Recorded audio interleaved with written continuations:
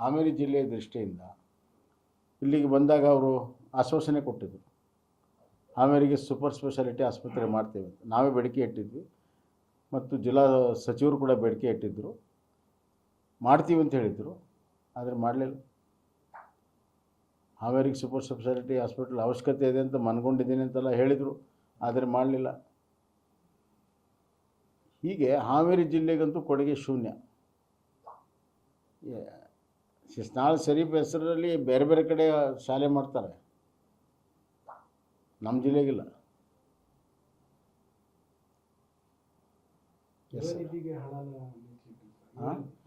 ಹಾಂ, ಆಮೇಲೆ ಗ್ಯಾರಂಟಿಗಳಿಗೂ ಕೂಡ ಪೂರ್ಣ ಪ್ರಮಾಣದ ಹಣವನ್ನು ಇವತ್ತು ಇಟ್ಟಿಲ್ಲ. ಗೃಹಲಕ್ಷ್ಮಿಗೆ ಪೂರ್ಣ ಪ್ರಮಾಣದ ಹಣ ಇಟ್ಟಿಲ್ಲ. ಶಕ್ತಿ ಯೋಜನೆ 7,500 ಕೋಟಿ ದಾಟ್ತಾ ಇದೆ. ಇವರು ಇಟ್ಟಿದ್ದು 5,000 ಕೋಟಿ. ಯುವ ನದಿಗಂತೂ ಒಂದು ನಯಾ ಪೈಸಾ ಇಟ್ಟಿಲ್ಲ. ಯುವಕರನ್ನು ಕೈ ಬಿಟ್ಟಿರುವಂಥ ಇದೊಂದು ಬಜೆಟ್.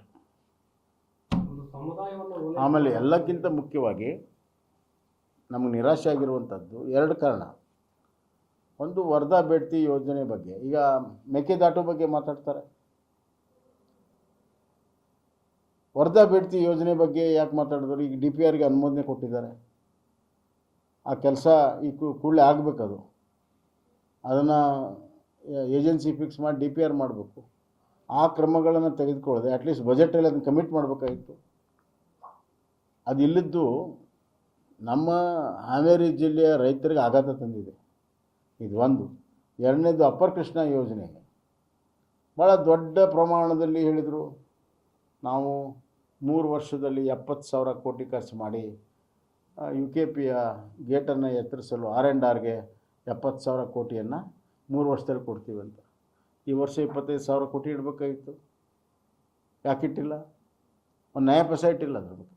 R&Rಗೆ 22,000 ಕೋಟಿ ಸಣ್ಣ ನೀರಾವರಿ, ದೊಡ್ಡ ನೀರಾವರಿ, ಅಲ್ಲಿರುವಂಥ ಲೋನ್ ತೀರಿಸೋದಕ್ಕೆ ಆ್ಯಂಡ್ ಅಲ್ಲಿರುವಂಥ ಕಮಿಟೆಡ್ ಎಕ್ಸ್ಪೆಂಡಿಚರ್ಗೆ ಬಾಕಿ ಬಿಲ್ ಕೊಡೋದಕ್ಕೆ ದುಡ್ಡು ಸಾಕಾಗಲ್ಲ. ಒಂದು ನಯಾ ಪೈಸಾ ಯೋಜನೆಗಳಿಗೆ ದುಡ್ಡು ಕೊಟ್ಟಿಲ್ಲ.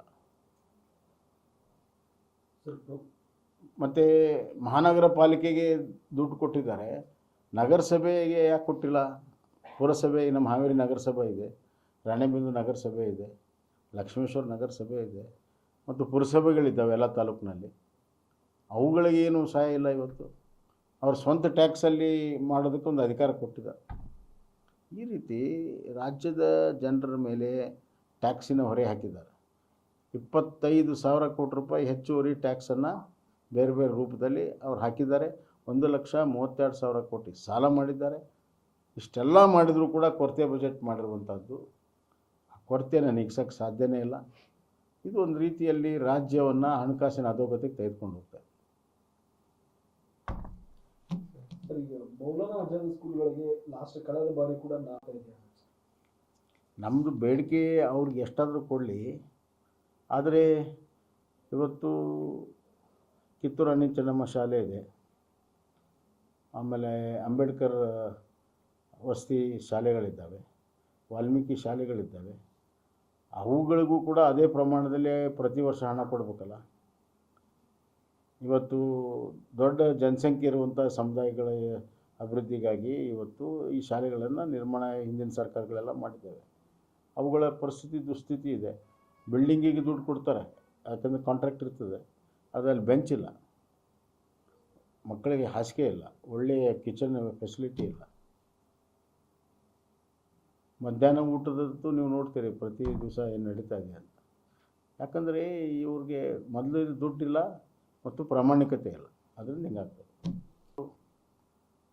ಸ್ಟ್ಯಾಂಪ್ ಡ್ಯೂಟಿ ಹೆಚ್ಚು ಮಾಡಿದರು, ಪೆಟ್ರೋಲ್ ಮೇಲೆ ಸೆಸ್ ಹೆಚ್ಚು ಮಾಡಿದರು, ಆಮೇಲೆ ಸರಾಯಿ ಮೇಲೆ ಹೆಚ್ಚು ಮಾಡಿದರು, ಆಮೇಲೆ ಲೋಕಲ್ ಟ್ಯಾಕ್ಸ್ ಹೆಚ್ಚು ಮಾಡಿದರು, ಲೋಕಲ್ ಸೆಸ್ ಹೆಚ್ಚು ಮಾಡಿದರು. ವರ್ಷ ಇಡೀ ಹೆಚ್ಚು ಮಾಡ್ಕೊಂಡು ಬಂದಿದ್ದಾರೆ. ಬಜೆಟಲ್ಲಿ ಹೆಚ್ಚು ಮಾಡಲಿಲ್ಲ ಅಂದ್ರೆ ಇಡೀ ವರ್ಷ ಇಡೀ ಹೆಚ್ಚು ಮಾಡ್ತಾಯಿದ್ದಾರೆ. ಪವರ್ ಚಾರ್ಜಸ್ ಹೆಚ್ಚು ಮಾಡ್ತಾಯಿದ್ದಾರೆ, ಪವರ್ ಟ್ಯಾರಿಫ್ಸ್ ಹೆಚ್ಚು ಮಾಡ್ತಾಯಿದ್ದಾರೆ. ಹೀಗಾಗಿ ಈ ಬಜೆಟ್ಗೆ ಇಲ್ಲಿರುವಂಥ ಫಿಗರ್ಸ್ಗಳಿಗೆ ಯಾವುದೇ ರೀತಿ ಕಿಮ್ಮತ್ತಿಲ್ಲ. ಯಾಕಂದರೆ ವರ್ಷ ಇಡೀ ನೀವು ಟ್ಯಾಕ್ಸ್ಗಳನ್ನು ಹೆಚ್ಚು ಮಾಡಿದರೆ ಈ ಬಜೆಟ್ಟಿನ ಒಂದು ಸ್ಯಾಂಟಿಟಿ ಏನು ಉಳಿತು, ಇದರ ಪವಿತ್ರತೆ ಏನು ಉಳಿತು? ಆದ್ದರಿಂದ ಈ ಫಿಗರ್ಸ್ಗಳಿಗೆ ಏನು ಮಹತ್ವ ಇಲ್ಲ. ಅಭಿವೃದ್ಧಿಗೆ ಮತ್ತೂ ಹಣದ ಕೊರತೆ ಆಗುತ್ತೆ. ಇವತ್ತು ಒಂದು ಒಳ್ಳೆಯ ಬಜೆಟ್ ಅಂತ ಪ್ರೂವ್ ಆಗಬೇಕಾದ್ರೆ ಒಂದು ವರ್ಷ ಕಾಯಬೇಕು. ಇದನ್ನು ಓದಿ ನಾವು ಒಳ್ಳೆಯ ಬಜೆಟ್ ಅಂತ ಹೇಳೋಕ್ಕಾಗಲ್ಲ. ಇದರ ಒಟ್ಟು ಖರ್ಚುಗಳು ಎಷ್ಟಾಗುತ್ತೆ, ಸದುಪಯೋಗ ಎಷ್ಟಾಗುತ್ತೆ, ಎಷ್ಟು ಇನ್ಫ್ರಾಸ್ಟ್ರಕ್ಚರ್ ಡೆವಲಪ್ ಆಗುತ್ತೆ, ಎಷ್ಟು ಸಾಮಾಜಿಕ ವಲಯದಲ್ಲಿ ಜನರಿಗೆ ಅನುಕೂಲ ಆಗುತ್ತೆ, economic assets and social assets ನೀವು ಎರಡೂ ಕೂಡ ಎಷ್ಟಾಗುತ್ತೆ ಅನ್ನೋದರ ಮೇಲೆ ಈ ಬಜೆಟ್ ಹೆಂಗಾಗುತ್ತೆ ಅಂತ. ಕಳೆದ 2 ವರ್ಷದ ಬಜೆಟನ್ನು ನೋಡಿದಾಗ ಅವರು ಮಾತಾಡಿದ್ದಕ್ಕೂ ಬಜೆಟಲ್ಲಿ ಹೇಳಿದ್ದಕ್ಕೂ ಮತ್ತು ಇಡೀ ವರ್ಷ ಆರ್ಥಿಕ ನಿರ್ವಹಣೆ ಮಾಡಿದ್ದು ನೋಡಿದಾಗ ಖಂಡಿತವಾಗೂ ಅದಕ್ಕೆ ಸಂಬಂಧ ಇಲ್ಲ. ಹೀಗಾಗಿ ಈ ಬಜೆಟ್ನಲ್ಲಿ ಅವ್ರು ಏನು ಫಿಗರ್ಸ್ಗಳು ಹೇಳಿದ್ದಾರೆ, ಇಲಾಖೆಗಳಿಗೆ ಅಷ್ಟು ಕೊಡ್ತೀನಿ ಇಷ್ಟು ಕೊಡ್ತೀನಿ ಅಂತ ಬೇರೆ ಬೇರೆ ಯೋಜನೆಯಲ್ಲಿ, ಅವು ಯಾವೂ ಕೂಡ ಪೂರ್ಣ ಪ್ರಮಾಣದಲ್ಲಿ ಕೊಡೋದಿಲ್ಲ. ಕೇವಲ ಬಜೆಟ್ ಪುಸ್ತಕದಲ್ಲಿದೆ. ಇದನ್ನು ನಂಬಕ್ಕೆ ಆಗದೇ ಇರುವಂಥ ಒಂದು ಬಜೆಟ್ಟು.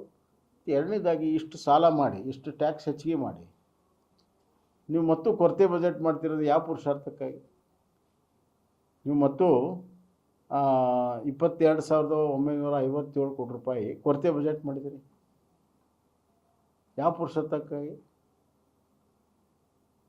ಮತ್ತು ಕೇಂದ್ರ ಸರ್ಕಾರ ಕಳೆದ ಬಾರಿಗಿಂತ ಈ ಸತಿ ಹೆಚ್ಚು ಕೊಡ್ತಾ ಇದೆ. 63,000 ಕೋಟಿ ಕೊಡ್ತಾ ಇದೆ. ಕಳೆದ ಬಾರಿ 43,000 ಕೋಟಿ ಕೊಡ್ತಾ ಇತ್ತು ಅನುದಾನ, ಹೆಚ್ಚು ಕೊಡ್ತಾ ಇದೆ. ಮತ್ತು ಬೇರೆ ಬೇರೆ ಯೋಜನೆಗಳಿಗೆ ಹಣ ಕೊಡ್ತಾ ಇದೆ. ರೈಲ್ವೆಗೆ, ರೋಡ್ಗೆ,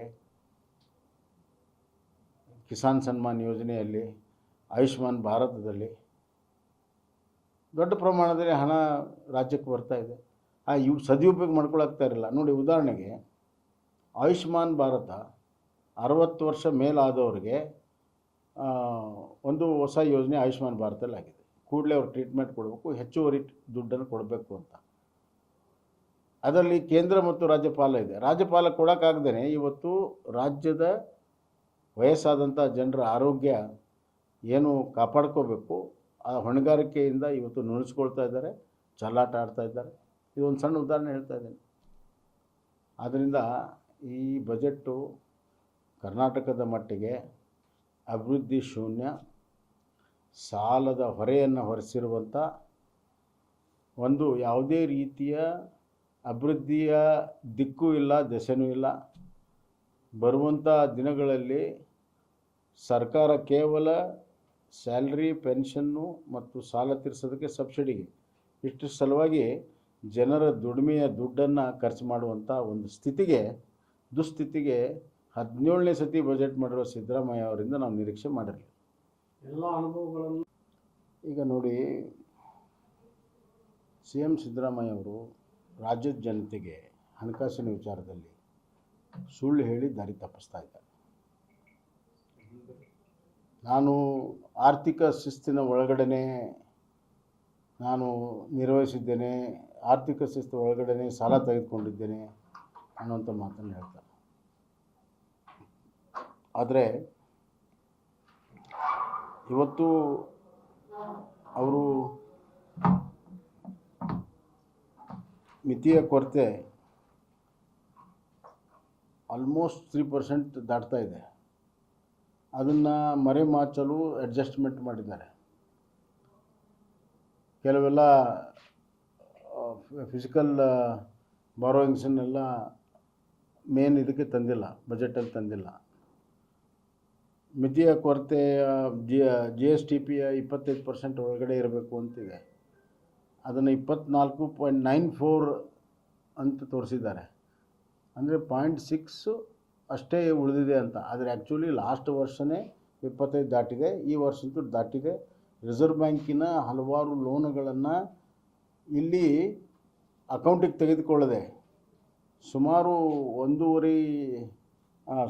10,000 ಕೋಟಿ ರೂಪಾಯಿಯಷ್ಟು ರಿಸರ್ವ್ ಬ್ಯಾಂಕಿನ ಲೋನ್ಗಳನ್ನು ತೆಗೆದುಕೊಳ್ಳದೇ ಇದನ್ನು 25% ಒಳಗಡೆ ಇರುವಂಥ ಹೊಂದಾಣಿಕೆಯನ್ನು ಮಾಡಿದ್ದಾರೆ, ಅಡ್ಜಸ್ಟ್ಮೆಂಟ್ ಮಾಡಿದ್ದಾರೆ. ಇದು ಜನರಿಗೆ ದಾರಿ ತಪ್ಪಿಸ್ತಾ ಇದ್ದಾರೆ ಮತ್ತು ಆರ್ಥಿಕ ಸ್ಥಿತಿ ಭಾಳ ಕೆಟ್ಟದಾಗಿದೆ. ಈಗ ಅವರು 4,49,000 ಕೋಟಿ ಒಟ್ಟು ಬಜೆಟ್ ಇದೆ ಅವರು. ಅದರಲ್ಲಿ 3,40,000 40,000 ಕೋಟಿ ಕಮಿಟೆಡ್ ಎಕ್ಸ್ಪೆಂಡಿಚರ್ ಇದೆ. ಅಂದರೆ ಸ್ಯಾಲ್ರಿಗೆ, ಬಡ್ಡಿಗೆ, ಆಮೇಲೆ ಪೆನ್ಷನ್ಗೆ, ಸಬ್ಸಿಡಿಗೆ, ಕಮಿಟೆಡ್ ಎಕ್ಸ್ಪೆಂಡಿಚರ್ಗೆ, ಅಡ್ಮಿನಿಸ್ಟ್ರೇಟಿವ್ ಎಕ್ಸ್ಪೆಂಡಿಚರ್ಸ್ಗೆ, ಇದೆಲ್ಲ ಸೇರಿದರೆ 3,50,000 ಕೋಟಿ ರೂಪಾಯಿ ಕಮಿಟೆಡ್ ಎಕ್ಸ್ಪೆಂಡಿಚರ್ ಇದೆ. ಇನ್ನು ಉಳಿದಿರುವಂಥದ್ರಲ್ಲಿ ಸುಮಾರು 64,000 ಕೋಟಿ ಗ್ಯಾರಂಟಿಗೆ ಹೋಗುತ್ತೆ. ಒಟ್ಟು ಸುಮಾರು 4 ಲಕ್ಷ ಕೋಟಿಯಷ್ಟು ಈ ಕಮಿಟೆಡ್ ಎಕ್ಸ್ಪೆಂಡಿಚರ್ಗೆ ಹೋದರೆ 4 ಕೋಟಿ ಹೆಚ್ಚು. ಇನ್ನು ಅಭಿವೃದ್ಧಿಗೆ ಎಲ್ಲಿ ಉಳಿತಿದೆ? ಇಲ್ಲಿ ಬಜೆಟಲ್ಲಿ ಹೇಳ್ತಾರೆ 74,000 ಕೋಟಿ ನಾನು ಕ್ಯಾಪಿಟಲ್ ಎಕ್ಸ್ಪೆಂಡಿಚರ್ ಮಾಡ್ತೀನಿ ಅಂತ. ಅಂದರೆ ಕ್ಯಾಪಿಟಲ್ ಎಕ್ಸ್ಪೆಂಡಿಚರ್ ಅಂತಂದರೆ ಅಸೆಟ್ ಕ್ರಿಯೇಷನ್.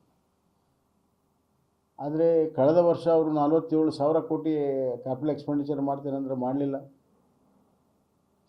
ಈ ವರ್ಷ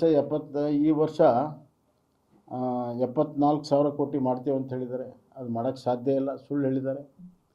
ಮತ್ತು ಕಳೆದ ವರ್ಷ ಅವರು ಏನು ಒಟ್ಟು ಆದಾಯ ಎಷ್ಟು ಬರುತ್ತೆ ಅಂತ ಹೇಳಿದರು.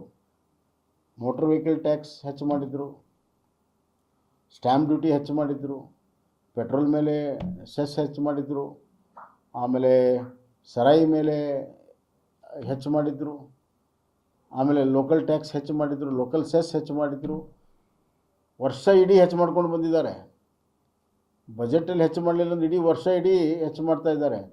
ಪವರ್ ಚಾರ್ಜಸ್ ಹೆಚ್ಚು ಮಾಡ್ತಾ ಇದ್ದಾರೆ, ಪವರ್ ಟ್ಯಾರಿಫ್ಸ್ ಹೆಚ್ಚು ಮಾಡ್ತಾ ಇದ್ದಾರೆ. ಹೀಗಾಗಿ ಈ ಬಜೆಟ್ಗೆ ಇಲ್ಲಿರುವಂಥ ಫಿಗರ್ಸ್ಗಳಿಗೆ ಯಾವುದೇ ರೀತಿ ಕಿಮ್ಮತ್ತಿಲ್ಲ.